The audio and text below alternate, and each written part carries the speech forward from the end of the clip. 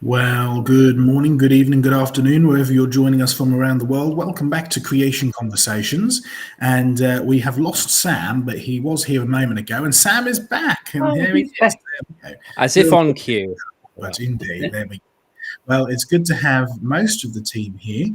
Craig is away today, and I understand that he's away because he's been nominated for some of the national awards.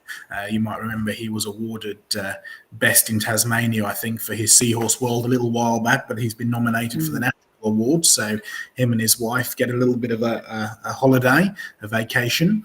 That's why he's not here tonight. So we're praying for him, but that's why he's not here. Well, we do have the rest of the team here with us. We've got Glenn Wilson, John Mackay, Diane Eager, myself, and of course Sam, who will be looking after the behind the scenes. And he's put together a little video for us today about our topic, which is dealing or dismantling and working through some of the arguments that both Richard Dawkins and Charles Darwin have actually put through. Dismantling Dawkins and Darwin is our topic today. So we're going to be working through that. We've got a few different examples and things that we're going to be presenting and talking about. To begin with, though, we're going to go over to John, who's got a little bit of a ministry report, I suppose, because he's had a rather interesting colleague turn up to help him out at the office. So, John, over to you for our first little. Thank you very much, Joe. And for those of you who don't know, our colleague from Tasmania, Craig, is actually in the town of Darwin today. Guess who it was named after? It's interesting. It used to have a different name, and even changing the name in honor of Charles Darwin, which was really to commemorate his visit to that area, actually created a pretty much a furor in a creationist country.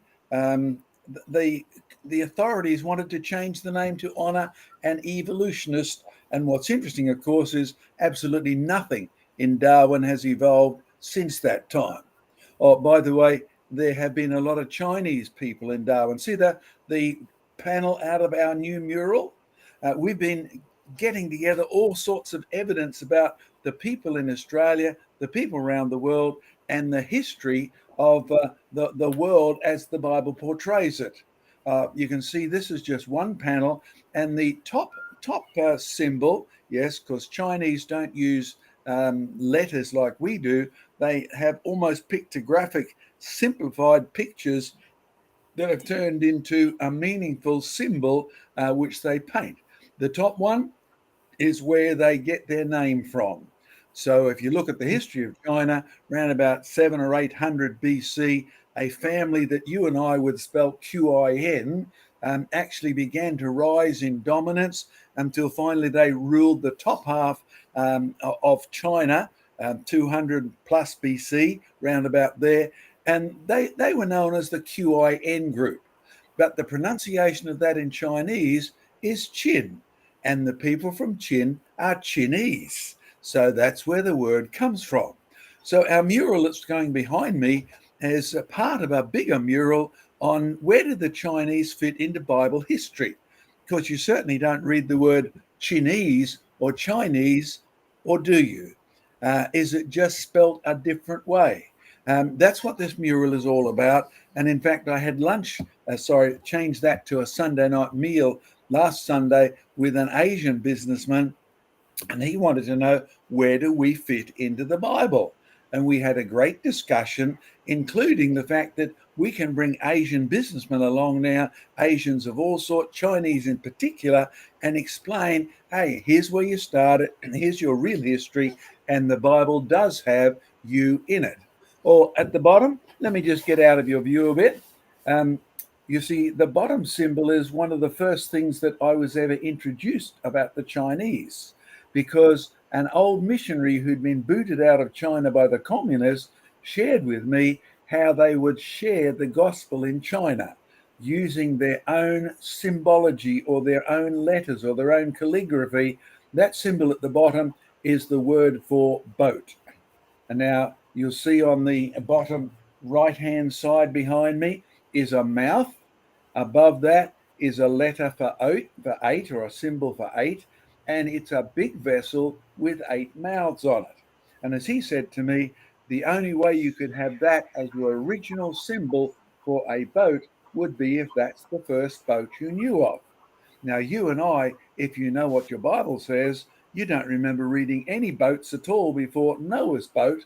And Noah's boat was really big, really impressive, really memorable, particularly if you're one of the 8 people, the 8 mouths that got on board this big boat to survive Noah's flood. No wonder that memory has passed down. And we'll be talking more about this as we deal with the racial groups. And of course, we'd like to invite you to come across to our museum if you live here in southeast Queensland. It's just over near Archerfield Airport. We have one other thing that's just joined us. Do you recognise the top half of Draco Rex? Draco Rex? What is it? Draco Rex? It's one of the ones named after Harry Potter, Hogwartsia. Yeah, Draco Rex Hogwartsia, John. Yeah, that's right. Interesting that you actually have a dinosaur that looks like a dragon. No, this is not an original. This is a cast. It's only just arrived, courtesy of France, courtesy of England, and now to Australia. And we ordered quite a few of them so we could put them in each of our museums. So as you go around the world, look up creation research and actually enjoy what you see when you come to the museum, and share that the Word of God, beginning from the beginning, Genesis chapter 1, Genesis chapter 2, actually does take you up to where you can spot the Chinese before they left for their eastern abode, and where you can read about dragons of all sorts. In fact, as we've often said, dragon was certainly the first name that even the English gave to dinosaurs. So come and enjoy us at Joe's Museum in England. Come to Australia and see our museum in Queensland, our new one that's still looking for volunteers to sort of help keep it open when we open it. And Tasmania particularly, where Craig, who's now gone to Darwin with his lovely wife for the weekend to actually, well, they've been nominated for the Australian Award of the best display. They run Seahorse World. They run the Creation Museum. Hey, I wonder if we'll ever get a time when the Creation Museums get noted for their brilliant displays in terms of Australian tourism. Great opportunity. Okay, now, Joe, back to you for the moment. Tell us what we're planning on doing today. Okay, so today we are predominantly dealing with this outspoken atheist Richard Dawkins, but if you remember a couple of months back we came across in the archives, right, one of the debates that John had had with Richard Dawkins in the past. Channel 4 had sort of turned up at one of John's speaking engagements in a church and had brought Richard Dawkins, and what ended up was a sort of a 40-minute impromptu debate, right? So we dealt with that on Creation Conversations a couple of months back, and you can find that up on our YouTube channel, as well as the actual debate itself, which went up on our YouTube channel too.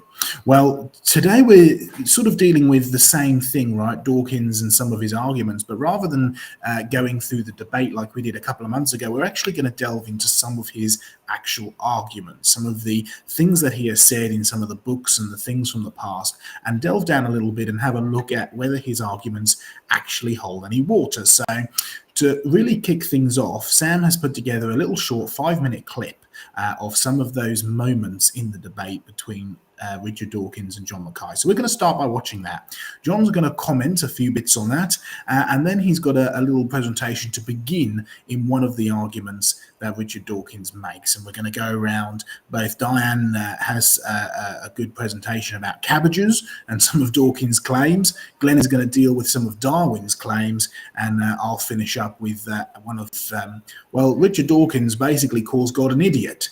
Now, I wouldn't like to be in Dawkins' shoes when he faces his creator, the one who he called an idiot, but we'll see why Dawkins called God an idiot and see whether his claim even holds up. So we're going to look in a little bit of that today. So Sam, over to you as we have a look at this video that you've put together, and then we'll go straight back to John for comments and for the first section of presentation. We'll have some questions and answers, by the way, as well, about halfway through and at the end. So do keep your questions coming, and we will deal with them as we go. Sam, over to you. All right. Enjoy, everyone.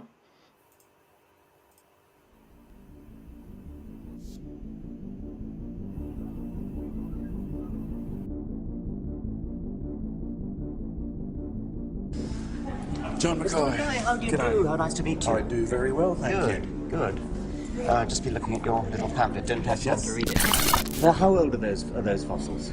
Well, if I was speaking as an orthodox geologist, I'd say anywhere between 100,000 and 10 million, right, up to 40 million, right? So the age is a product of our theories about how we view the world. It's not a product of facts, not a product of evidence. No, because in my own geological research, I'm convinced that what Charles Lyell did to us all was give us a set of glasses to see the world through. It's not just carbon-14 though, is it? I mean, there are about a dozen different It doesn't really matter, because what you've got is a philosophy.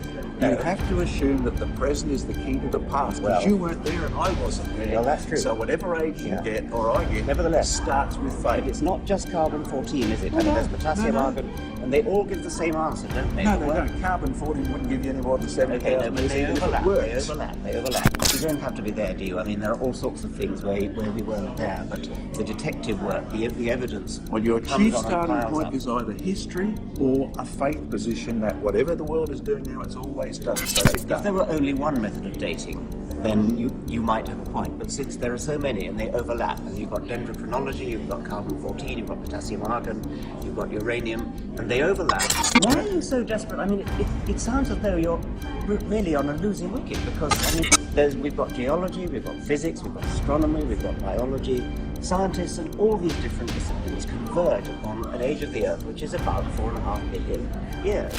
Well, it's really fair to say that we have a faith position and then we try to make everything fit. I mean, there are so many different pieces of scientific evidence and they all fit together. We don't have a faith position. If the evidence really supported a 6,000-year-old Earth, we'd agree. Well, look, why do you apply this just to evolution? I mean, why don't you apply it to any other science? I mean, why don't you believe the world is flat? The difference between 6,000 years and 4.6 billion years, it's equivalent to believing, if you believe the world is 6,000 years, it's equivalent to believing the distance from New York to San Francisco is 7.8 yards. I mean, that's the scale of the distance. Nevertheless, Lyell was a Christian, and Lyell had problems with Darwin.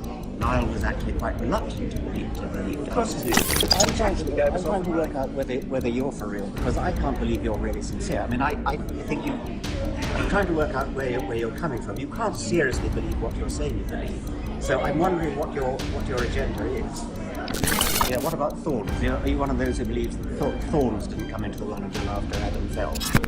If creation is true, or if evolution is true, how would you recognise the evidence if you fell out? Because my view of education is, if you can teach the kids how to think, you're miles ahead from teaching them what to think. Because then they will be able to think, which is what this country and every other country in the West needs. Certainly all for teaching them to think. Good, great, excellent. We agree on one thing. Well, I'm not sure we really do, actually, but still. There must be a lot of money behind you if you could put together three-dimensional websites. Which countries is it tax-free in? It's tax-free in America, in England. I mean, you have your sort of reverse system. It's tax-free, I know the trusts. So you have that. In America, it's a slightly different system, but the result is the same. That means that in Britain, your enterprise is supported by the British taxpayer, in effect. Yeah, well, you've got to remember the government got the money off the taxpayer in the first place, so please don't say it's their money. I do remember that. Good. So in other words, what you don't see happening is not science. It's unobservable. And you were the first person You're using the word PBS. see. You're using the word see as meaning see within one lifetime. If a phenomenon takes millions of years, of course you're not going to see it. Which means you have a faith position, and you need to admit it means you because have to you use weren't other there. evidence than the evidence of one man's eyes. It means you have Oh, to look. sorry, Darwin was only 1859. That's only 150 years ago almost, right? And you haven't seen it, and I haven't seen it, so please stop calling it science.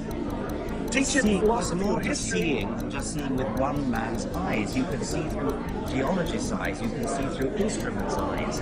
You know perfectly well that we have instruments that can measure things that the human eye can't see. Now You we're might back as well to the say you don't start. believe in electrons. Now we're back to the start because you have to assume what you're seeing now is always applied. I mean, that's your faith position You can't to see remove electrons. Moses. You can't see electrons. And I mean, do you not believe in electrons?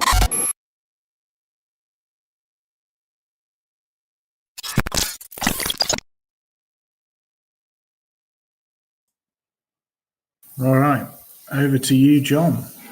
Well, before Sam disappears, thank you, Sam, for putting 30 minutes into just a few there. And I guess the audience could probably notice that Richard Dawkins liked preaching, not debating. So he has been asked over the years to debate people like me. He refuses. He likes to come and dominate. But there's something he hasn't been able to dominate. Sam, you and I were talking about it beforehand. One of his biggest followers, Offsiders, has recently become a Christian. Could you just tell us a little bit about that, please, before we take over from this Christian and do some more on the evidence that Dawkins runs away from? Yeah, absolutely. So we're talking about basically, essentially, this guy was Dawkins' right-hand man for many years. A guy called Josh Timonen. He worked with Dawkins between the years of 2008 and 2010, but he wanted to leave Dawkins' employment essentially with his organization, and Dawkins tried to sue him. And then the charges were dropped, but he was still an atheist. And then, sort of fast forward into 2020, you had the George Floyd riots and the obviously the COVID pandemic with the lockdown, things like that. And it was as a result of that he basically wanted to sort of have some sort of community sort of feel, because he was feeling very lonely. So he went with his wife, eventually started reading the Bible, read Case for Christ by Lee Strobel. And essentially it was sort of at that point where sort of the pieces started falling together, and he even started praying with his wife. And now he's a former atheist, and he said that he doesn't know all the answers, but he just knows that his life is transformed through Christ. And he's got a quote here, that initial piece is that you are true and the rest will figure itself out. Which I think is a very good quote. But praise God that he still is pursuing each and every one of us, even though even Richard Dawkins, I'm sure, is still pursuing, even though I'm pretty sure his heart is so hard you could probably crack a walnut with it at the minute. Yeah. Okay. Thank you, Sam. But you see, that reminds me of a young lady out here in Australia who came to see me one day, and she had been a motorbike rider and all sorts of interesting things in her non-Christian life. And the reason she came to see me is very similar to what happened to this guy here. You see, she had heard me preach. She'd been to Jurassic Ark, and she'd heard me talk about heaven and about hell. And COVID came along. So for those of you who are so negative about COVID, some good things have certainly come about. The atheist who was Darwin's offsider, who got so lonely because it was a lonely time for many people. You couldn't mix, you couldn't interact. This young lady who heard about death and dying and was absolutely petrified at getting sick and dying because hell was real to her at last. So she said, I became a Christian and I just had to come and tell you. Now, this is just so exciting that God would use what most of us view as something terrible, Chinese plot, American plot, whatever you want to, the scientist gone mad or whatever, but God would use that just as he can use anything. Just to use Lee Strobel's book to reach this guy, as he used Richard Dawkins to sue him and upset everything. Can I tell you that in all of these things, you, if you're a Christian, can trust God to be a sovereign God, no matter how bad the circumstances appear. And for those of you who know, my wife has had dementia. We've had some really interesting breakthroughs in the last little while. Just last night, she prayed, Lord, thank you that we can remember. Now, the reality is she hasn't been able to remember anything for ages. But last night she said, thank you, God, that we can remember what you have told us in your word. Now, that's a word she hasn't even looked at for ages. So God can do marvelous things, from helping a young girl who'd been a motorbike rider to get scared stiff of COVID, helping a scientist, atheist helper, to Richard Dawkins to be so confronted by the loneliness of COVID that only Christ could satisfy it, and helping us here in just a humble little household where the wife's got a serious problem with her memory situation. Okay, so where do we go with Richard Dawkins? By the way, please do pray for him. He insists he doesn't want people to pray for him, but I don't think you need to take his notification of no prayer seriously. I'm going to actually take you through some of the arguments that he's made that deal particularly with Australia. Now, let's see if I can get this back up, Sam, and I'll put that. Okay. Now, why haven't we got any picture? There we are. Can you all see that? Good. Yes. Yes, we Okay, can. Are great you on your presentation on your side, John? I thought I was, but it doesn't appear if I am. Okay. Can you see that now? Yes. Yeah, I can see. Good. That's great. Excellent. You'll see our Sam design, John Mackay's artist encouraged, and all of these sort of things put together, because the key issue with people like Dawkins is the refusal to recognize design and substitute a line, the design is only apparent. And you and I, it's an intellectual challenge. It's a significant one. How would you tell the difference between something which appears to be designed because all the other things that naturally were selected against haven't made it, and only the things that look designed have got it through to the present? How would you recognize those things which are designed? Well, Sam and I can tell you, we designed that. We were the creators. We were there when it happened. Sam did the original nice blue creation research in the tree. Fantastic, Sam. Great artwork. Well, maybe not great artwork, but significant symbology there. And the artist and I chose the background. And, well, I'll tell you what, we testify that we created that, and it didn't happen by itself. Now, in Australia here, Diane and I and Dr. John Osgood will be putting on a seminar for those of you who are listening locally on April the 20th and 21st at Camira Christian Assembly, which deals with one other aspect. You see, creation is one man, Adam. How do we get to Australian Aborigines? And have they been here for 65,000 years? Where do they come from? All these sort of things. We'll mention more about this in the next couple of weeks. Aboriginals and Australia. And I make no apologies. We've said this since I gave this lecture at Oxford to the Geological Association. This is the verse I started with to them. My aim was that these listeners would see. My aim was with Richard Dawkins, when he turned up almost unexpectedly, that he would know. Well, he does now. He heard what we said. He hasn't yet considered and understood it, but we want you to know that the hand of the Lord has done this, and it wasn't Muhammad. It wasn't Allah. It wasn't the gods of India. It was the Holy One of Israel who did the creating. See how specific the Bible is? And that is our aim. We make no apologies. Richard Dawkins, his reaction, the central belief of Christianity is that the creator of the universe, the inventor of galaxies, couldn't think of a better way of ridding the world of sin than to get himself tortured on a cross. How pathetic. Now, you can see those are two mutually different parts, perspectives, statements. Dawkins understands Christianity, but he dismisses it with two words: how pathetic. That is true what he said, by the way. Jesus Christ willingly died on a cross to get rid of sin, to get rid of your sin and my sin. But do you say how pathetic? Or are you like John Mackay, who got to the point of saying how wonderful? Okay, Dawkins denies a designer. You are entitled to say, how would you recognize a designer? Okay, we can actually justify this because not only do we have a video from the BBC in which you can see us interacting with him, he even writes about us in print, which he doesn't like admitting he created the text for. Okay, there's the book. Diane will bring this up a little later. Now, Richard Dawkins, The Greatest Show on Earth. Fantastic artwork that didn't happen by itself. You can even see it on our YouTube now. You can go and have a look at the whole lot. And Sam, don't forget to give a couple of plugs to our new websites, etc. But here's what we want to start with first. How do you deal with these atheists? How do you deal with those who say, yes, design is real, but it's only apparent? It really didn't happen. Well, if what they're saying is true, it should be consistent. But if what they're saying is not true, then sooner or later it will have fallacies that should show up. Now, you've heard me and many of the team say, God has commanded us to love him with our mind.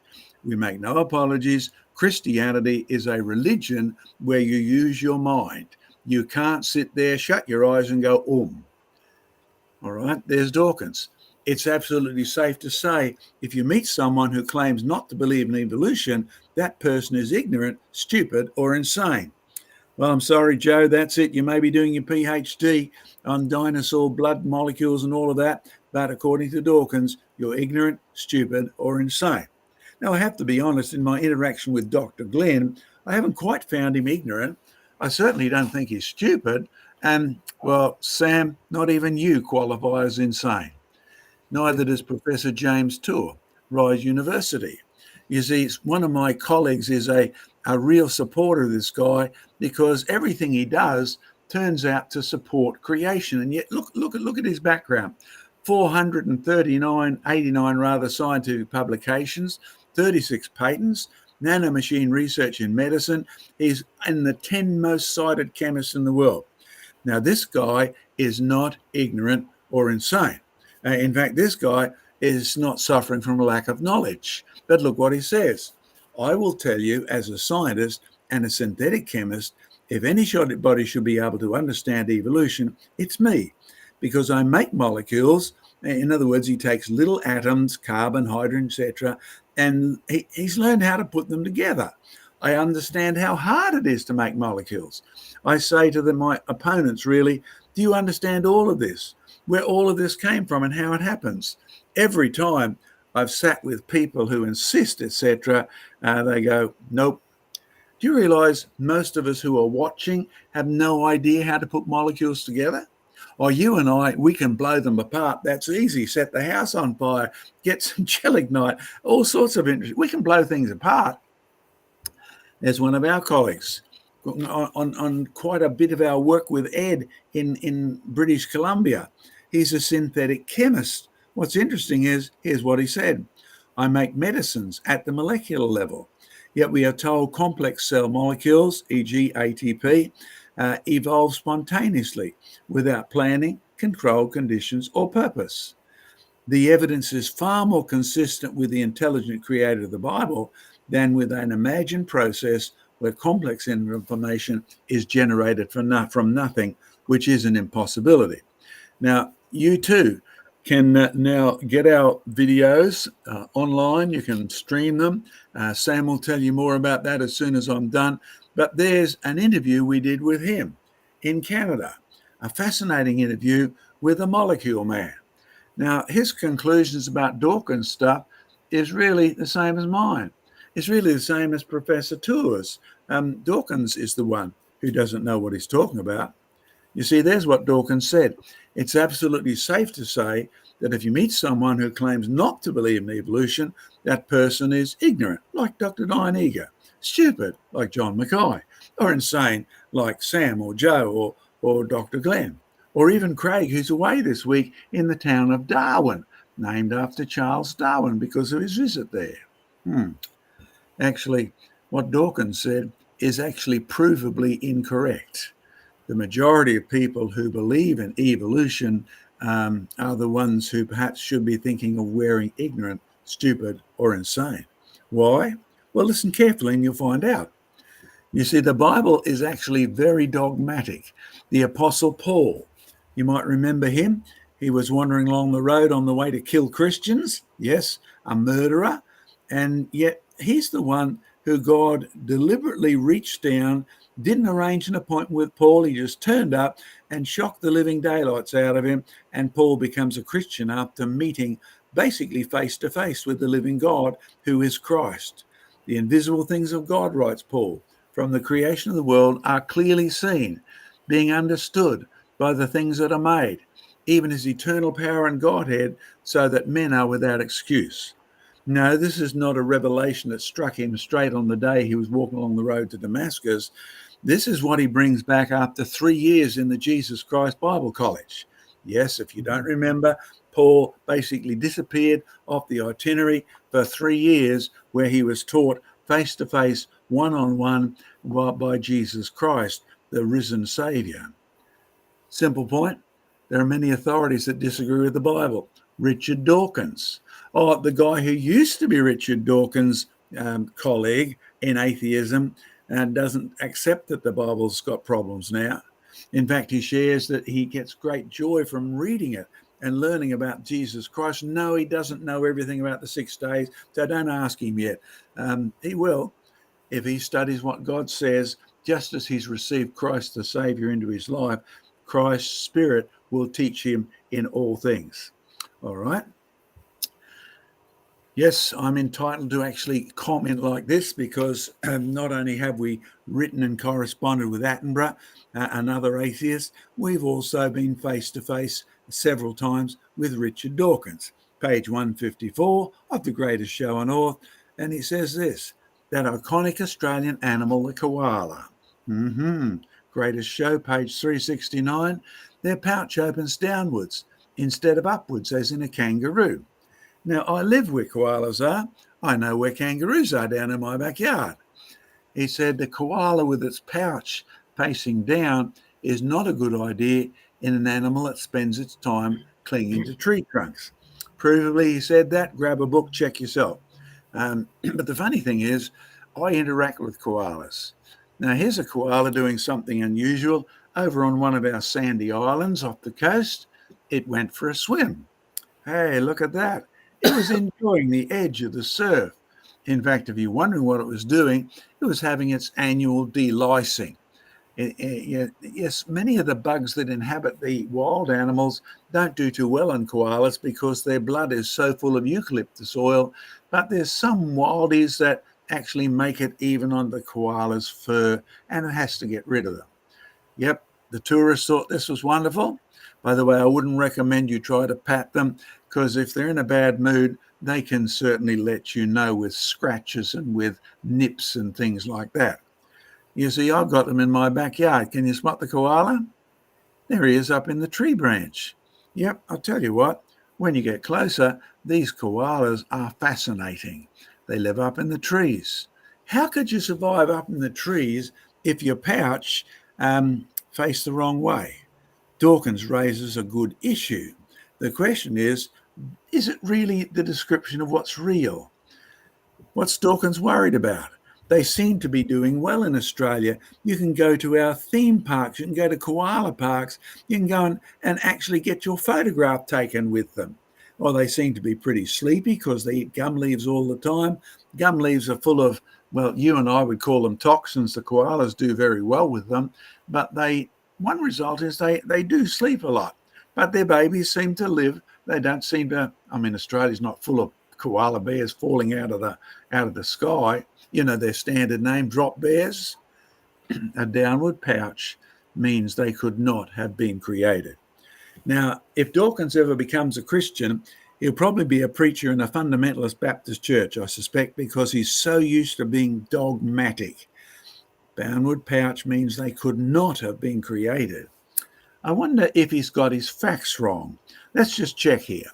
You see, it really would be a problem if you were mama koala bear. No, they're not actually bears, are they? They're koalas. It's an Aboriginal word, koala. We say koala. And they don't seem to be falling out of the air at all. Koala fact, they do have short legs. They do climb gum trees. That was a big gum tree in my backyard that you saw one up. They do have a fully upward face. Oh, hang on. Do they or don't they? You see, when you look up the websites on koalas, you find that they have a fully upward facing pouch. But if they did, that would only collect bark and debris. Your mama bear, you're climbing up the tree, then your pouch would act like it would act like a lawnmower catcher. All the bark and all the leaves and the debris would fill it up, but it doesn't. So how does Bubby stay in if the pouch doesn't face 100% up? They do, by the way. Aren't they cute? I guess many of you ladies are glad you don't have babies that way, where it can hop back in for months and months. Koala fact. The baby doesn't fall out. Reason number one, their pouch has a strong muscle to keep it closed. Now, you see, living in Australia, having koalas in my backyard, having to walk and wonder at night. At night they are unbelievably noisy, particularly during the mating season. It frightens the daylights out of new visitors to the area when you're sort of out there at midnight and all of a sudden you hear, ah! He's annoyed. She's annoyed. The fight is on. 2 he's and 1 she, and you're in serious trouble. But their pouch has a strong muscle to keep it closed, so the resulting babies, there's one reason they won't fall out. Koala fact: while baby is feeding on milk, the mother's nipple swells in its mouth to keep the bub firmly attached. Now, some of you don't know that one of the most insignificant miracles of Australian koalas is they're born blind and they're born hairless and they're born out of mum's womb at about 39 or 40 days. And they will instantly, being blind, crawl to where mum's womb is, and then they will grab a hold of the nipple and put it in their mouth, and the nipple swells, baby can't let go. So it wouldn't matter which way the pouch is facing from them on for the next few months, the baby is stuck. So don't worry, you English tourists. Don't worry, you tourists from the USA. You do not have to worry about drop bears. Makes a good song, makes a good kid story, but it's not a fact, Richard Dawkins, at all. What goes on after that? During the weaning, the koala mother feeds the baby pre-digested leaf mix called pap. For those of you who don't know the history of that, read your King James Bible. It's description of mum's paps too, right? Which passes from her cecum through her anus. Yep, that's what it says. This baby food passes from mum's stomach down through anus after 22 weeks of baby's lifespan. And you know what mum does then next?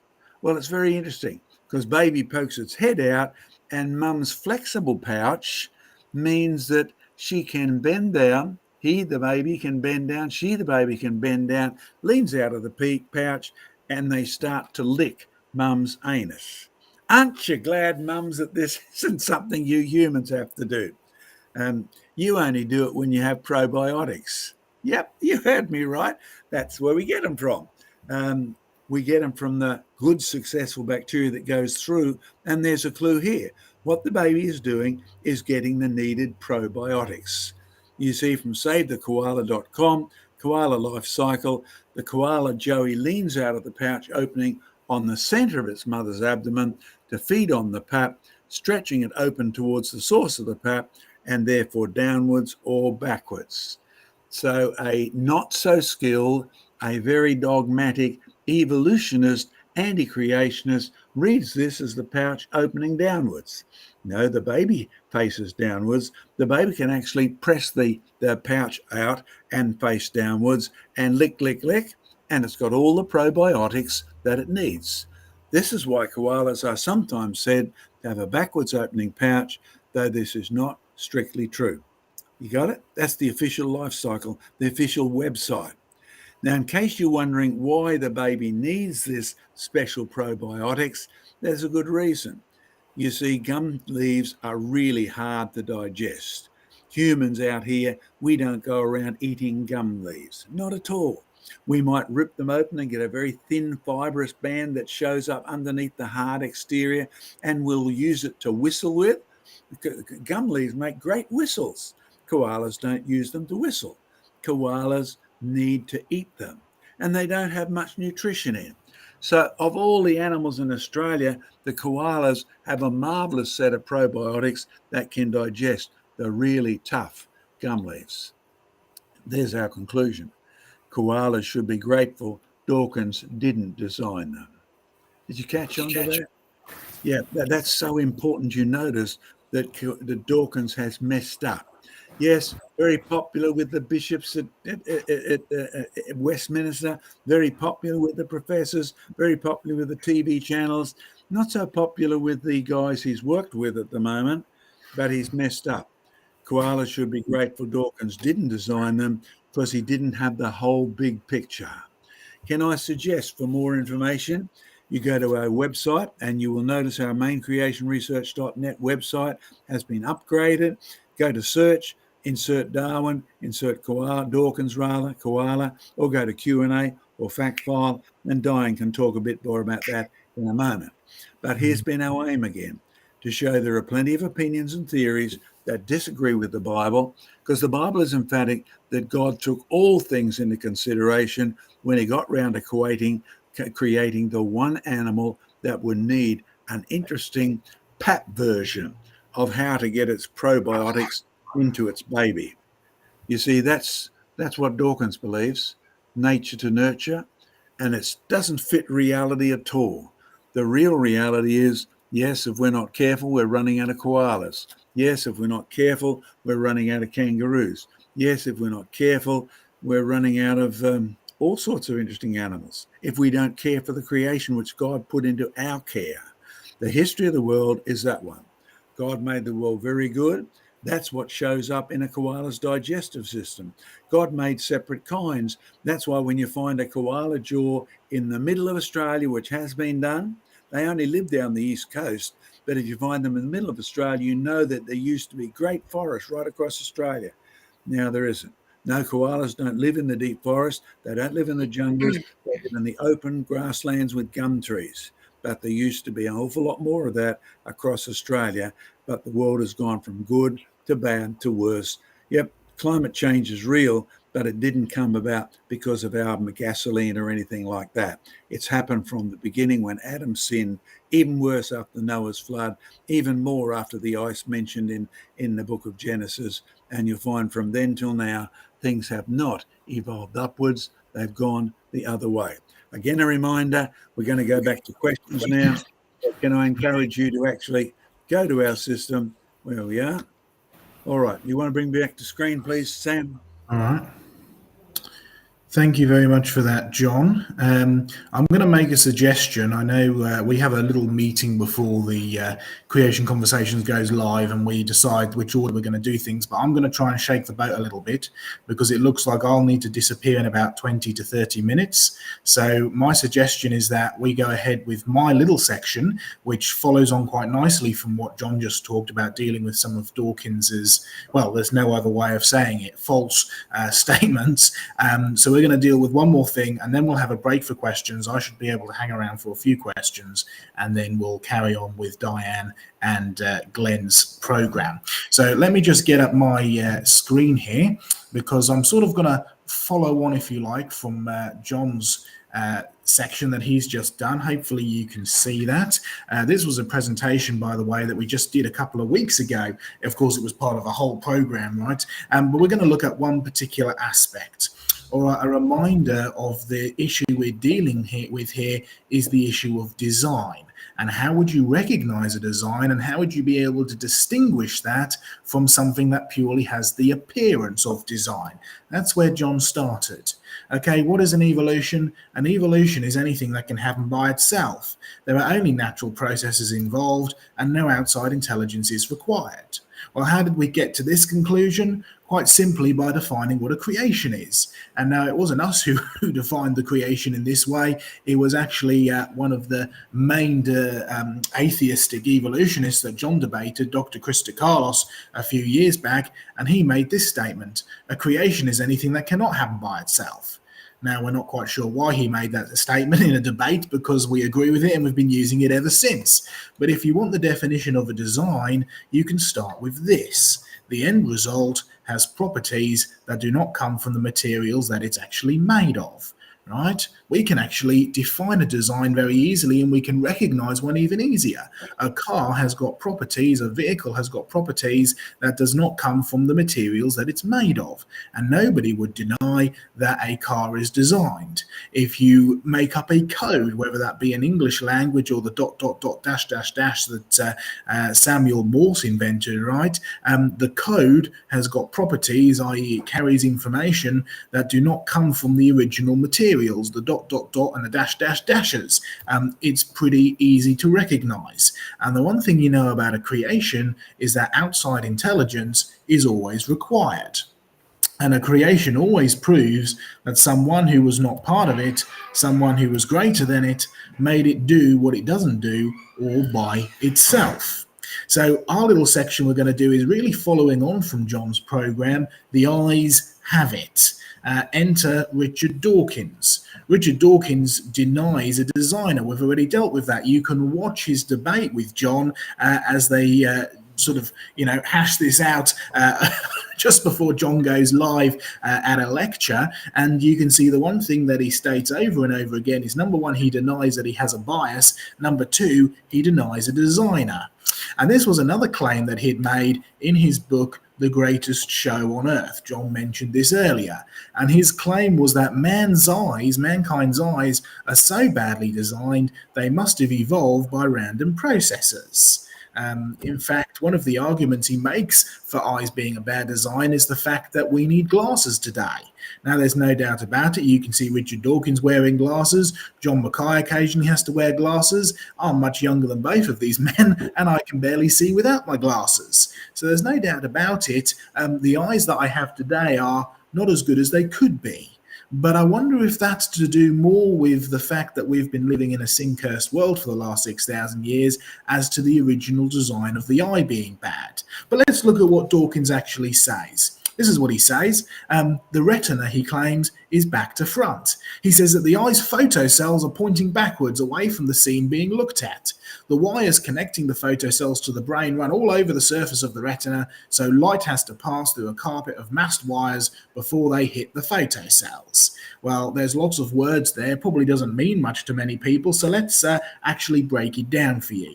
You see, here's your sort of standard high school textbook picture of what an eye looks like. You've got the lens at the front, and we know what lenses do, right? They magnify and they focus things. You've got the retina, which is that great big sort of red blob in the middle there. And then at the far back, you've got receptor cells, the cells that actually receive the light.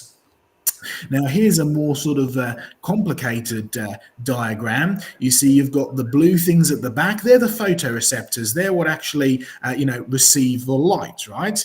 And the light comes in from this direction from the lens. And you see all those weird spidery-like things? These are actually blood cells and blood veins that run inside the eye.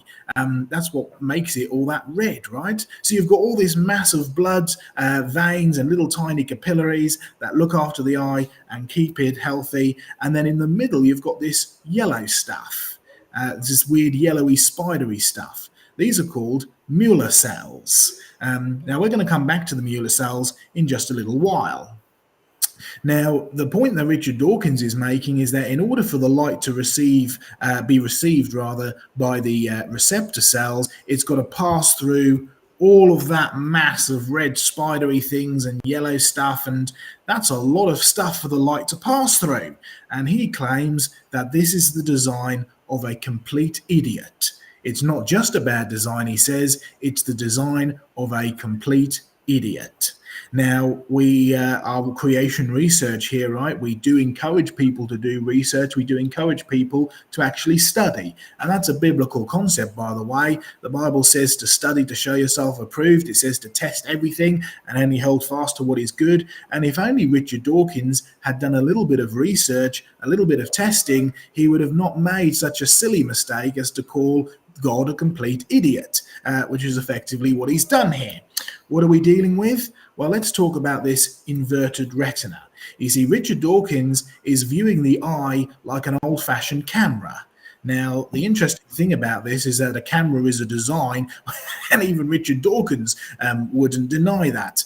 But you see, the reality is we can see things with our eyes. Even broken, fallen eyes like I've got, we can still see pretty well. You see, Richard Dawkins is viewing the eye like an old-fashioned camera. He claims that the light travels through. You think of your old-fashioned camera, right? You open up the lens, the light travels through, it hits the film at the back, and if you were to go and stick your hand inside the camera, it would block the light. And only an idiot would do that because you wouldn't get a photo. And you see, Richard Dawkins is saying, look, here's your eye, right? Let me get my pointer up here. Here's your eye. The light is coming in like this, and it's got to go through all this gunky stuff before it actually gets to the photo lens. This is the design of an idiot. Is it really? Well, if you know anything about light, you know that light is a spectrum, and visible light, even that is a spectrum. That's what produces a rainbow. And you know, at the two ends of the spectrum, you have red light and you have blue light. Now, you know this because if you go outside on a sunny day and you open up the hose and spray it into the air, you get a beautiful rainbow. The rainbow is there because the light is passing through a lens, whether that be a magnifying glass, whether that be a big mist of water, or whether it be your eye lens, and the light begins to split apart. Right? Now that is exactly what happens when the light enters into your eye. Here comes the light, it's all together, look, it's entered your lens, and the light actually begins to split apart. And you will find that the red focal point is actually different from the blue focal point. Now, if this was really true, how well do you think you'd be able to see? Well, the reality is you'd be able to not see very well at all, because that's what happens in cameras when you get a blurry image. Your red and your blue focal point are actually split apart. So what is going on here? Well, you remember those Mueller cells? Now, these Mueller cells happen to be in just the right place. They happen to be just the right distance apart. They happen to be just the right thickness. So as the red and the blue light enters the Mueller cells here, the Mueller cells actually collect it and refocus, because they begin to bounce it up and down and left and right and all over the place, so at exactly the right distance, so that by the time it actually reaches your receptor cells over on this far right hand side, the red and the blue light have actually been bounced back together. Interesting. In other words, you actually need all of this stuff to be in place, including the Mueller cells, and the retina needs to be in exactly the right place at exactly the right time at exactly the right distance apart, so that it can actually focus the light, which has been split apart in your lens. And by the way, this is fairly new research. It was only about 10 years ago that this work was done that discovered all this. And you'll find that the scientists who discovered it and described it said this: the retina is revealed as an optimal structure designed for improving the sharpness of idiots. Sorry, I didn't mean to say that. Improving the sharpness of images. Okay, so that's what the researchers said. But Richard Dawkins, here's the idiot bit. Richard Dawkins said it's not just a bad design, it's a design of a complete idiot.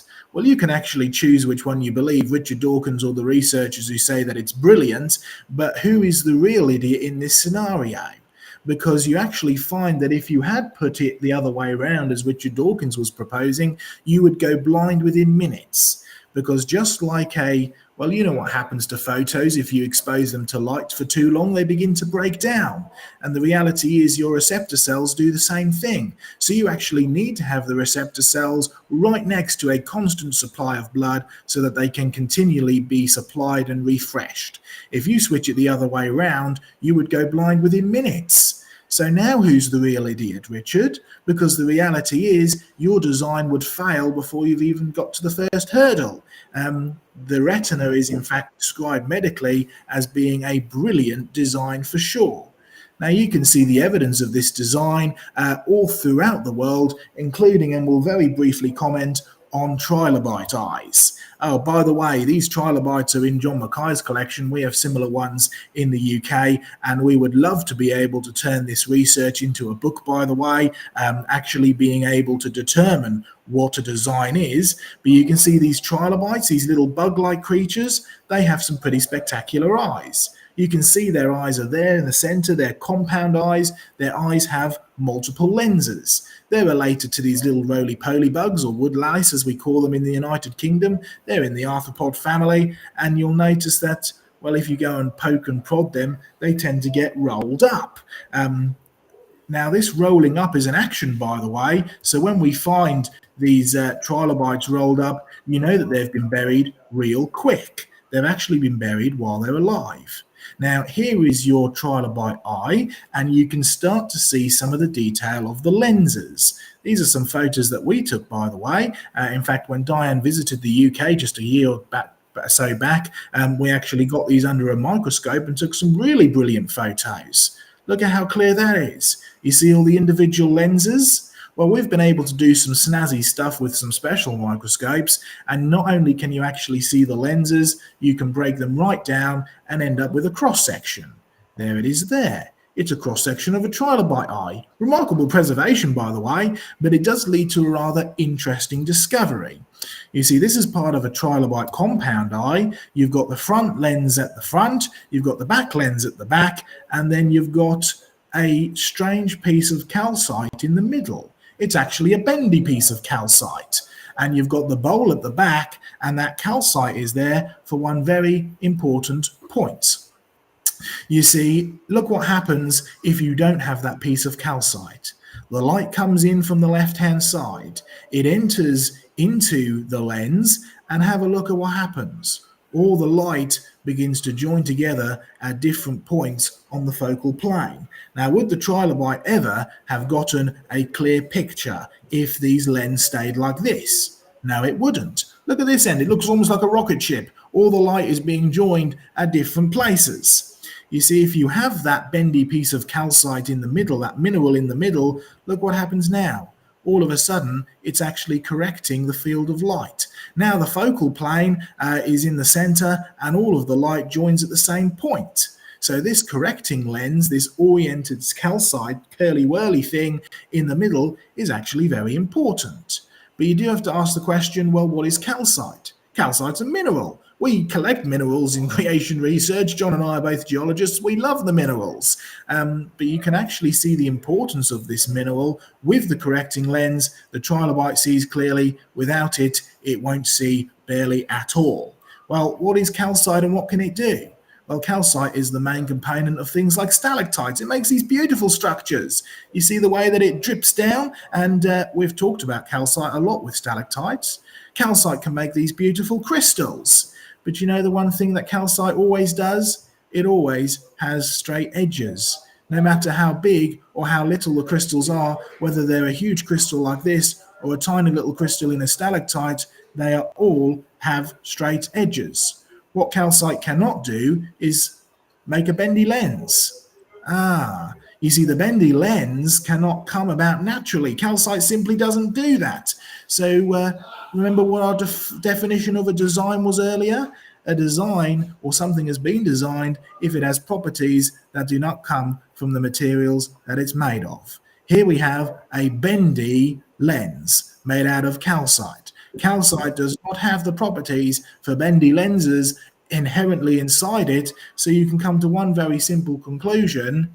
Evolved DNA could not have done this. It has to be the design of a creator, somebody who existed before the bendy lens, somebody who's not part of the bendy lens, and somebody who made calcite turn into a bendy lens, which it cannot do by itself. You see, we can recognize what a design is. Defining it is a little difficult, but once you realize that, you can recognize design anywhere. And no, it's not even with the appearance of design, you can conclusively come to the absolute fact that these eyes have been designed just like our eyes has been as well. All right, we're finishing with a challenge to Dawkins. The real issue here: how many eyes has Dawkins successfully designed? I mean, we've already seen his suggestion for improving the human eye, and we've found out that it would actually turn us blind within minutes. How many eyes has Dawkins successfully designed? The answer is absolutely none. You see, when Dawkins can actually design a better eye than the ones we have, then I think we'll all agree here at Creation Research, we would be impressed. But until he does, we would suggest not calling God an idiot, because the reality is he is going to have to stand before God, his creator, and give an account for his words, just like you and I are going to have to do. The difference is, of course, is that we've recognized that our words make us a sinner. Our actions make us a sinner. That's why we need a savior.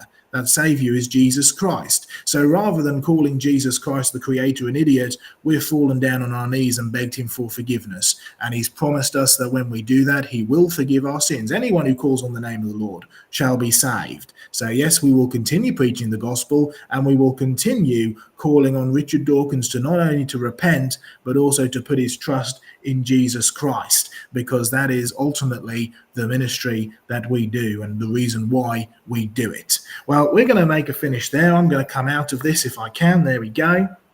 And we've got about 5 to 10 minutes or so to maybe deal with a few questions before I have to drop off. So, and then hand it over to Sam and the rest of the team for the rest of this evening. Over to you, Sam.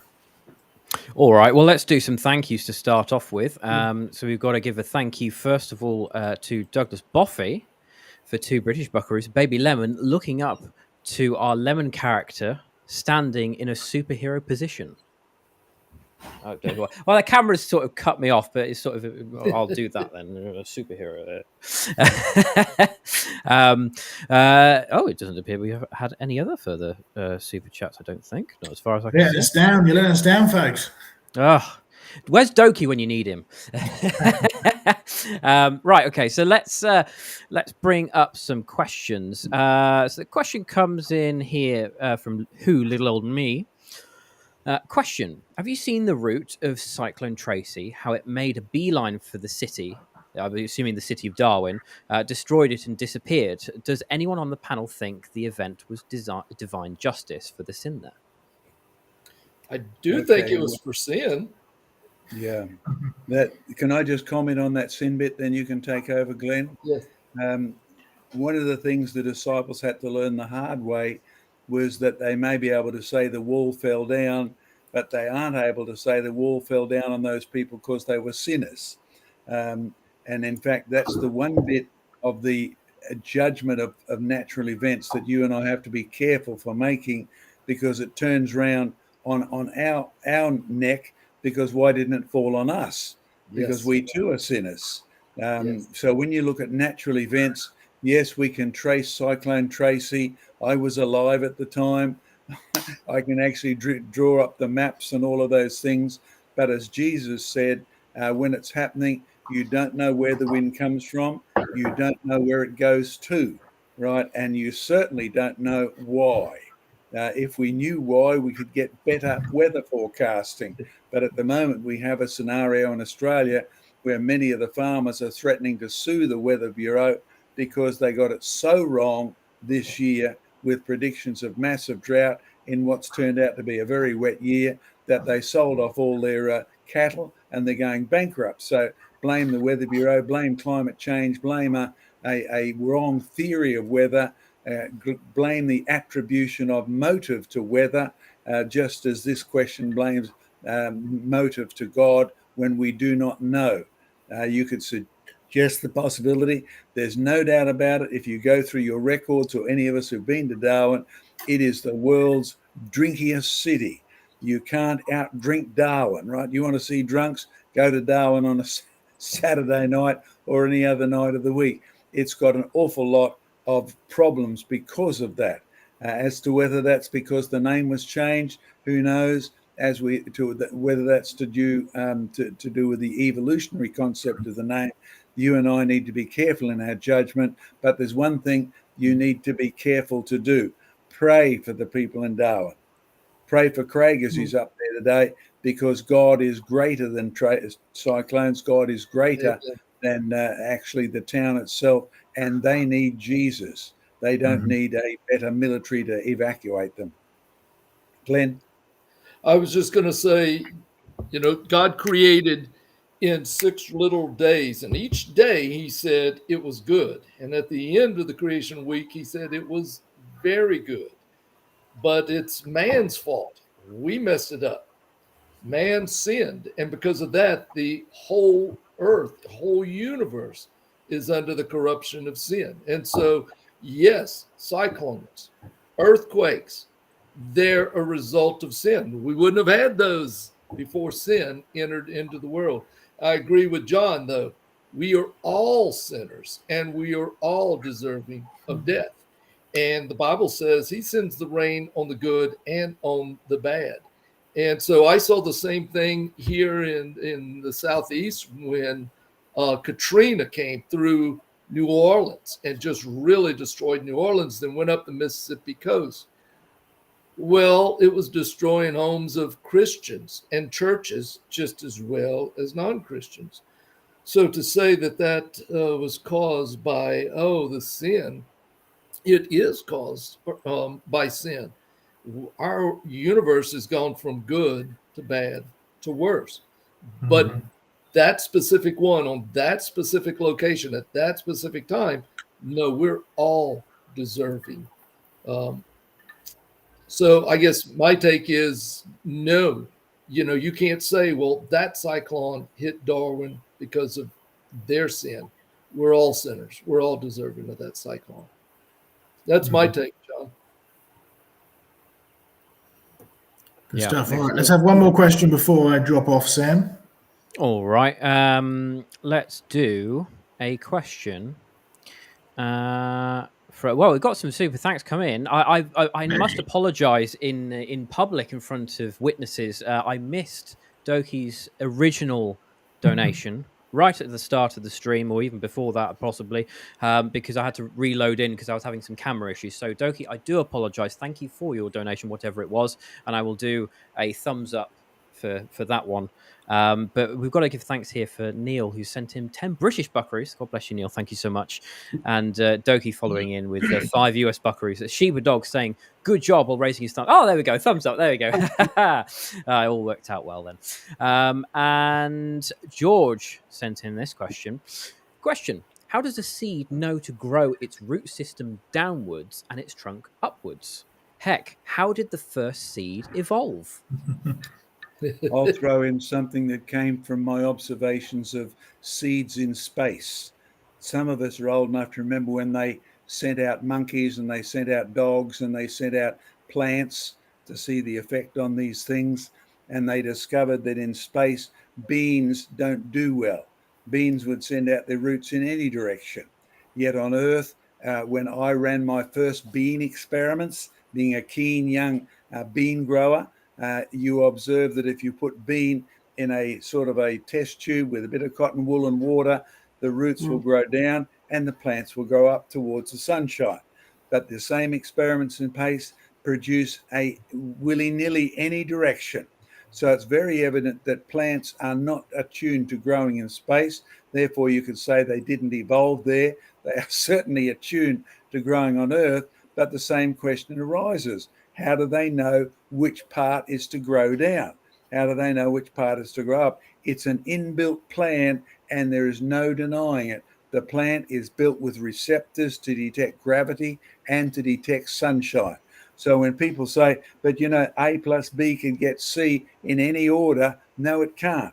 So those who think all of these are results of random chance processes, no, they have a distinct inbuilt purpose and a distinct inbuilt location, which they must be in order to function. That's my tuppence worth. Anyone else want to say anything on that one? Yes, it's called tropism, and there's a gravity tropism, and there's a phototropism. And inside the cell, it's very complex. It's not just a simple design. It's a very complex design. And inside the cell, there are little, I don't know what you would, I forget now, it's been 40 years since I had my plant science degree. But there's little components that settle by gravity, and they affect the distribution of the nutrients then going out of the cell and into the plants, and that affects what parts of the plant grow. And so that's a gravity tropism.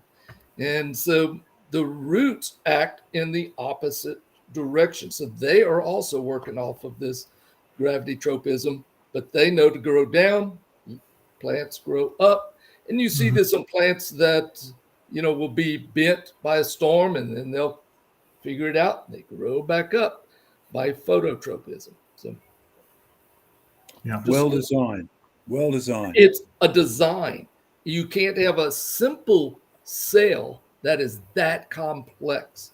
And all those components had to be designed and working from the beginning, or it would have just been going willy-nilly and would have died.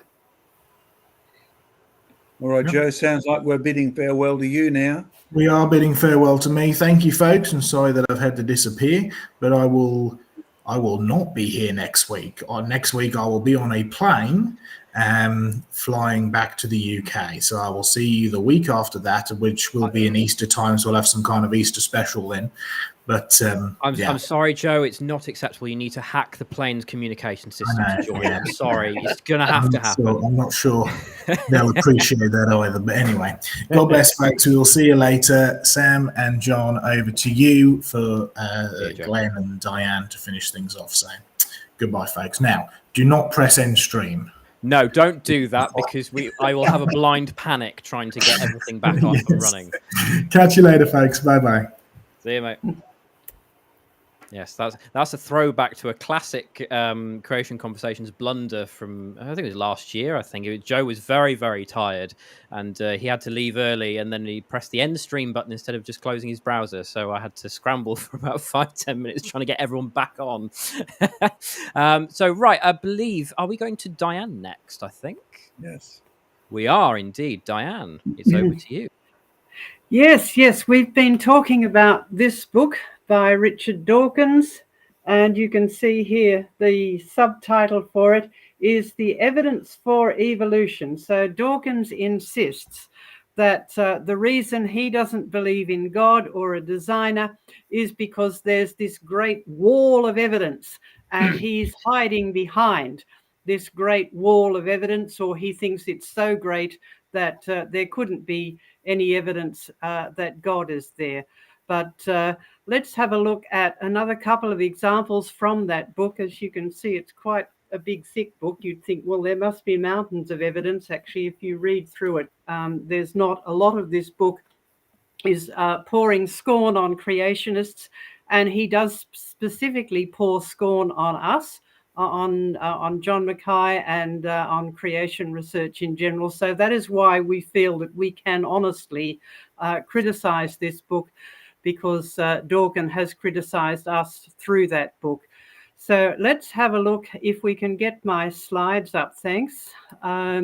Let's have a look at what Dawkins has to say. If I can just... and he insists that the world is just completely filled with evidence for evolution. Now, before he wrote that book, he was interviewed back in 2004 by a TV journalist called Bill Moyers, and Dawkins was asked, is evolution a theory, not a fact? Because you hear this phrase, the theory of evolution, sort of rolls off the tongue, as it were.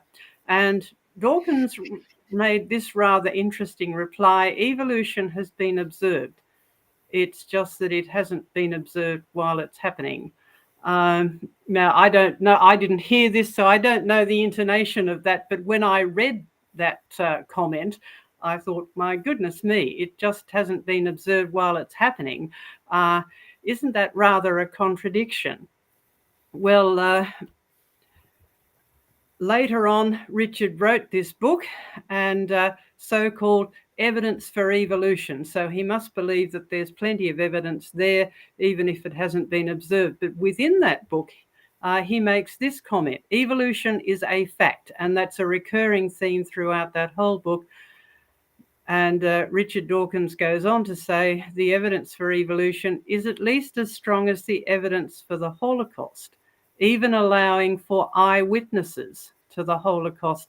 Now, the generation that lived through the Holocaust is dying out, because it was quite a long time ago. But we have their records. We have the photographic, film, and documentary records. So we have the eyewitness records. Do we have eyewitness records to evolution? Well, even Dawkins insists that we don't. So where is this evidence that Dawkins has written this big fat book about? Where is all this evidence that he thinks has completely wiped out the evidence for God? Well, let's have a look at a couple of other ones apart from the eye and the koala that John and Joseph have already mentioned. Dawkins talks about cabbages. Now, there's something that should be familiar to English people. Cabbages, according to Dawkins, are a vegetable affront to essentialism and the immutability of species. So, in other words, cabbages are an affront to the idea that species stay the same. Now, the species he's referring to is Brassica oleracea, and he describes this particular species as an undistinguished plant, vaguely like a weedy version of the domestic cabbage. Well, yes, I have seen what are called wild cabbages. In fact, I think on one of our field trips, when I was in the UK a few years ago, we found a number of these just growing along the path as we went down to look for some fossils. And yes, wild cabbages are fairly weedy, undistinguished looking plants. But Darwin goes on to say that selective breeding has produced cabbages, cauliflower, broccoli, kohlrabi, Brussels sprouts, kale. If you go to the greengrocers, you would be familiar with all of these. You might not like all of these. And it looks like here we have 6 different vegetables, but in fact, you only have 1 species of plant. So what's changed? Nothing has changed. In fact, these are all the same species, but they are different. So something has changed, but the species has not evolved. Now, what has happened here is selection. Selection is a real process, and it does produce change, but it won't make one plant evolve into another plant. Now, the way that you get all of these differences, just briefly, depends on whether you apply your selection, your selective breeding to the stems and leaves or to the flowers of the plant. So if you look at different aspects of the leaves and stems, if you breed the plants for lots of densely packed leaves on the top of the plant, you end up with cabbages, with the cabbage head, with a mass of leaves. You can breed for more open leaves with frilly edges, and you get kale. With a lot of plants, if you take off the top of the plant, you will get the stems will start sprouting. There's a hormone that suppresses the stems from sprouting, or if that hormone is not working. And so how you get Brussels sprouts is you've got all of these sort of like mini cabbages growing along the stems because they're not getting that signal that suppresses the sprouting along the stems. Or you can concentrate on the stems itself, and that's how you get kohlrabi, which is just a big thick stem. Right? And really interesting thing is you can select for cabbage plants with very long, strong, extremely strong, tough stems, and then harvest those, and you can make walking sticks out of them. They're strong enough and tough enough for that, but they're still quite lightweight. And the interesting thing is the handle on the walking stick at the top there is actually the root. So it's up. You have to turn it upside down to make a walking stick out of it.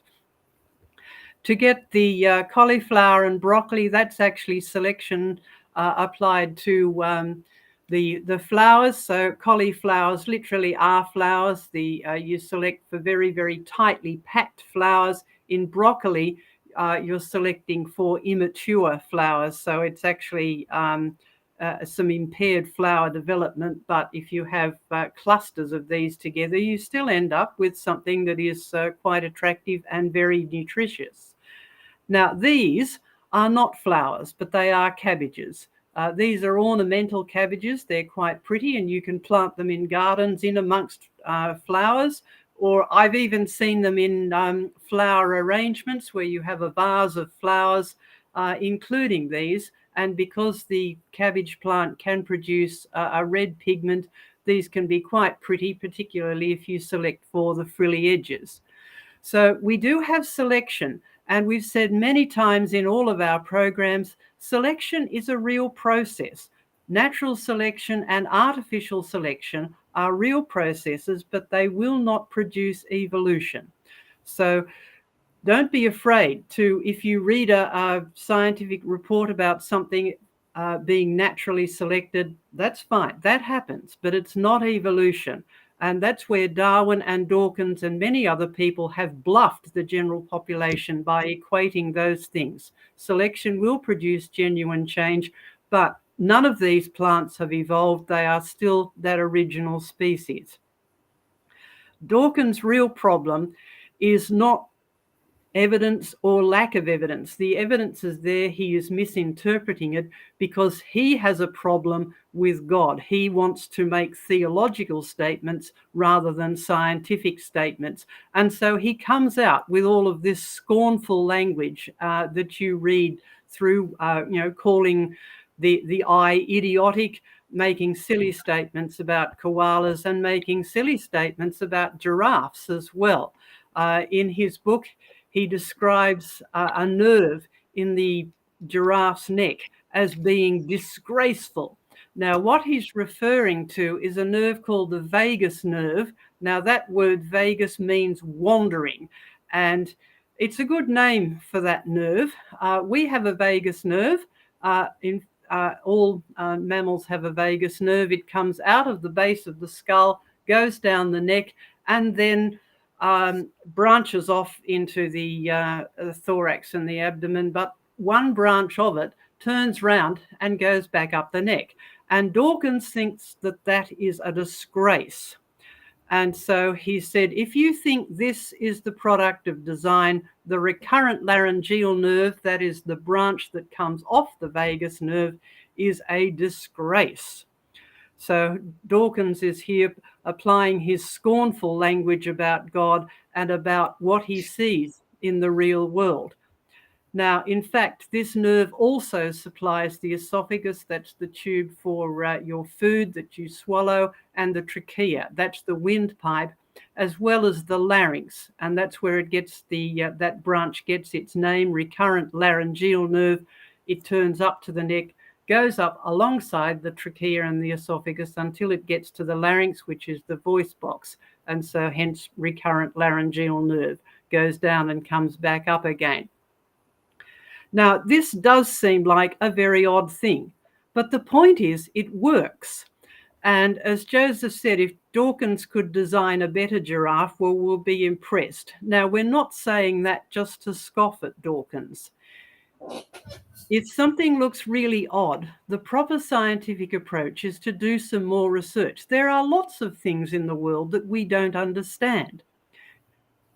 The scientific approach is not to write them off as being bad or as being useless. We just say, all right, this looks odd, but it works. Giraffes work. What we should do is do some more research and we will find out. In other words, have the assumption that this is designed to work. And in fact, creation is a much better basis for science because you're starting out with the observation, here is something that looks odd but works.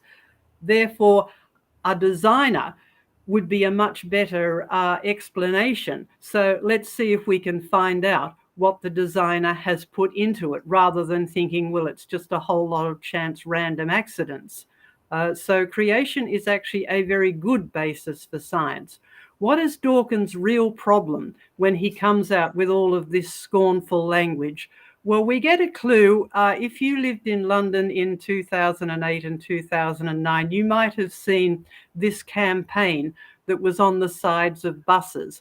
Now, Dawkins joined up with a couple of atheist and skeptic societies, humanist societies, and this was his campaign. There probably is no God. Now stop worrying and enjoy your life. Dawkins wants to enjoy his life without being accountable to the Creator who made him. And that is the real problem that atheists and skeptics have. Even if we demolish all of the evidence that they are hiding behind, and we need to do that, because if they are hiding from God, that is a serious problem, because ultimately you can't hide from God. So we do need to crack the facade, which is why we do programs like this, where we critique the so-called evidence that they come up with. But the sad thing is that means they don't want to know the Savior as well as the Creator. And we need to go beyond creation versus evolution, because the skeptics need the gospel, particularly Richard Dawkins, who has not really enjoyed life since he started this, or since he did that protest on the sides of the London buses. It's been and gone now, but since then he suffered a mild stroke in 2016. And when that happened, the Church of England actually has a prayer request sort of internet site on what used to be called Twitter. What's it called now? It is sort of blanked out. It's called X right, for some strange reason. Yes, anyway, whatever, it was Twitter in those days. And the Church of England put out a request for prayer for Richard Dawkins after he'd had this stroke. And a lot of atheists reacted badly to this and suggested that the church was trolling Dawkins. But a Church of England spokesman then came back and said, but Jesus told us that we should pray for our enemies. We're not pouring scorn on Dawkins or trolling him. And in fact, for once the Church of England was right. Jesus did say, you have heard you shall love your neighbour and hate your enemies. We don't hate the skeptics. We don't hate Dawkins or any of his colleagues at all. The reason that we try and crack the facade of the so-called piles of evidence that they keep putting up is that we know one day they will have to face the God whom they have called idiots or poured scorn on or said made disgraceful things, because one day they will have to face the God who is their judge as well as their creator. And that's what they're really running away from. They're not really running away from the evidence for design. Everyone can see the evidence for design. They just don't want to know it, but they don't want to be accountable to a God who is ultimately their judge. And so Jesus said to us, love your enemies and pray for those who persecute you. Dawkins has persecuted us through writing that book and through various other things, but we certainly do pray for Dawkins because we don't want him to go to eternal judgment, eternal hell, any more than we want anyone to. So do pray for Richard Dawkins. He's not getting any younger. I think he was in his 70s when he had that stroke back in 2016. So yes, we're all getting on. And if we can come back to us, I think we have some things to say to wrap up. And do we have any more questions? Sam, can I just throw in something for the moment? I've been reading a bit of the chat, and whilst it's one thing to attack Dawkins for saying this, it's one thing to attack Diane for saying it, it's one thing to make generic comments that are fluttering all around the chat at the moment. But as someone who has actually bred cabbages of all varieties deliberately to see what they do, I can vouch for the fact that if you take a cabbage and you cut the head off, then it will grow little tiny cabbages up the edge of it. I've done it many times. I didn't intend to do that, but when one of my cabbages was accidentally picked by one of my children, I noticed that the cabbages would grow up the side. And then I came across an interesting comment by another professional plant breeder that the biggest experiment in human history is the history of farming and agricultural behavior of breeding and interbreeding. So that when you look at Darwin's evidence, it never had anything to do with evolution at all. It was how do you get long horns, short horns, hairy cows, roly, woolly cows, and they are all cows. And we have the written records of all of these farming experiments. It's not just hypothesis for those of you who say, this is just theory. No, it's not. These are records of what we've actually done since the Romans invaded England, and they dropped their cabbage bits as they brought cabbage to England, and they even bought cabbage recipe books. So we know what they even use the wild cabbage for. And then the cabbages have migrated all through England, wild and deliberate. So we have thousands of years of observed experiments, and here's what you observe. Creatures produce their own kind, like the book of Genesis says God created them to do. No, it's true. If you want to classify X variety of cabbage as species 1 and X variety of cabbage as species 2, you feel free to go ahead. God created separate kinds. But in the end, you'll find that all of these cabbages Diane is talking about, actually, the genes tell you they are the same species, not just the same kind. They are the same species. Now, Sam, my wife's got dementia. I'm going to have to go and check with her soon, but we are looking at improvements there. I've enjoyed the chat reading it today, and I'll let you just finish off, Sam. Glenn, perhaps we can have you next week with some of the things we're going to say, or do you want one or two comments? No, I think we skipped mine. Mine was really on Darwin, not on Dawkins. So okay, good. We've had a really good session. Unless we want to take some questions, I think we've done great. Well, I'm going to bid you farewell and go and check my wife. God bless. Good to meet you all again. God bless, John. See you soon. Right. Okay. So let's do one or two more questions. See if I can find Well, we've got some super chats that came in. So we'll do those first. Got George Bond coming in with 20 Aussie buckaroos. I've never had an evolutionist answer the question of the evolution of the seed. It is an interesting question. Actually, to be honest, I haven't heard one either. I haven't heard a explanation for that. Actually, Glenn, you're a soil scientist. You study soil. You've got a doctorate and all that jazz. Tell us, why is it the seed is a really good well, Diane as well, because you're a biologist, both of you. Why is the seed such a good indication of design? It has all the DNA for making the plant. And when you look at the complexity of the DNA, you can't have it, occurring by chance. It is so complicated. It took a designer to design it. And remember, what did God do on day 3? He created plants with seed in them. So when you ask the question, what came first, the chicken or the egg? The chicken. He created the plants with seed in them. Exactly.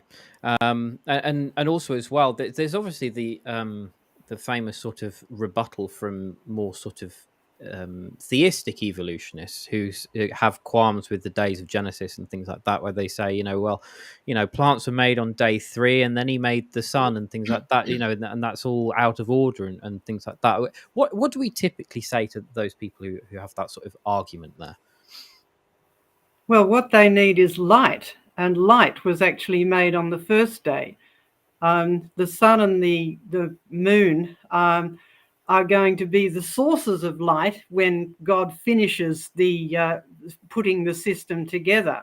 But it doesn't really matter where the light came from. In fact, they're trying to grow seeds in space on the space station there to try and make it a bit more self-sufficient. I don't know how far they've got. I think they might have grown a few lettuce plants or something like that. But those are all grown in artificial light. I did hear the testimony of someone who, before they became a Christian, made a living by growing marijuana. Now, you tend not to grow marijuana out in the open if you live in a place where it's against the law, but they do grow it in warehouses completely closed off from the light and grow it in artificial light. So what you need to grow plants is light. The source of the light, provided it is able to give all of the right wavelengths, doesn't really matter. So on the 4th day, God is still setting up the system to work. He's already invented light. Now he's setting up with the sun and the moon and the stars a way of perpetually providing the light for the earth. So it's not a problem if you have a creator in charge. Exactly. Yes. And also as well, what do you need for plant life? You need water. I'm a soil scientist, but unfortunately you don't have to have soil. You can do hydroponics, but you do need the nutrients and you need light. And day 1 and day 2, you already had the water and you already had the light. So day 3, the plants are going to live. Yeah.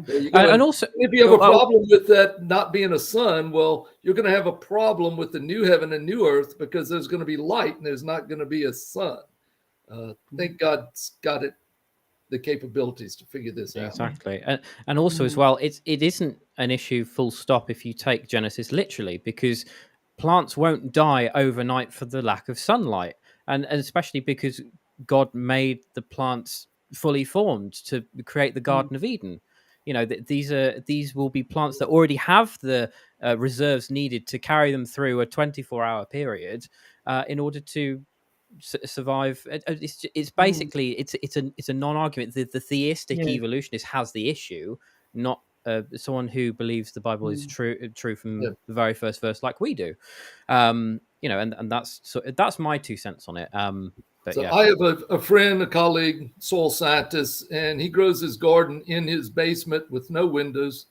And no, he's not growing marijuana. He's growing his vegetables. He's growing everything. Yes. He's got a watering system and a light system, and that's how he gardens. So, no issue. Exactly. And Yes. further thank you coming in from Doki Doki for 3 US buckaroos. Hippo character waves goodbye with the words next time behind him. Oh, Goodbye. right. Is that That's a for hint John. for us to go? I won't But take it thank personally, you for John. the, thank you anyway. Yeah, I think he was referring to John, but there we go. Sea Hey. science. No, go on. Go I on. was about to say, I think you have another sticker to give out, and then I've got one last thing as we depart. Well, we'll do one last question. There's no further stickers. We can do one last question. Well, I was going to, as one last thing, I was going to just show something that I think. Go on. Oh, yeah. Yes, please. All right, so this is one of my latest fossils. You can see what it is. It's from Ordovician layer, supposedly 400 plus million years. And what are these? Well, they're the same as what came in yesterday in the mail. It's a living one. This is a brittle star, and it's exactly like the fossil. The fossil's done just what God has told them to do. The brittle stars have reproduced after their kind. So it doesn't take 400 million years. I believe these are from the flood. So living fossils show that they have reproduced after their kind. Amen. They're Indeed. lovely specimens. Yeah, beautiful. I'm very I find myself in awe of our fossil collection. We have some really beautiful specimens, and it just goes to show, you can find these things that prove, the flood and creation and things like that. And we know God's word is true because God doesn't lie, isn't a deceiver, but also it's backed up by what we see in our world in the fossil evidence. The real science. The Exactly. plants and the animals do just what God told them to do. They reproduce after their kind. Exactly. Yeah. Yes. All right, we better go, Sam. Yes, indeed. So thank you very much, everyone, for watching, and thank you for sticking around to the end. Small little plug from me before we do go. We have launched a brand new streaming site for everything creation research. CR Live. It's the newfangled way to stream anything creation research. Please do, after this stream, please do run to the website and sign up for a free account. There's some free videos on there. We'll be populating it with some more content very shortly. So it's basically a really great way of supporting the ministry. It's easy to use. It's truth-filled. It's family-friendly. Got exclusive content on there coming soon. And it's available 24/7, even when we're not live or you're not around on YouTube. And also there's no fangled ads and things like that like you do get on YouTube.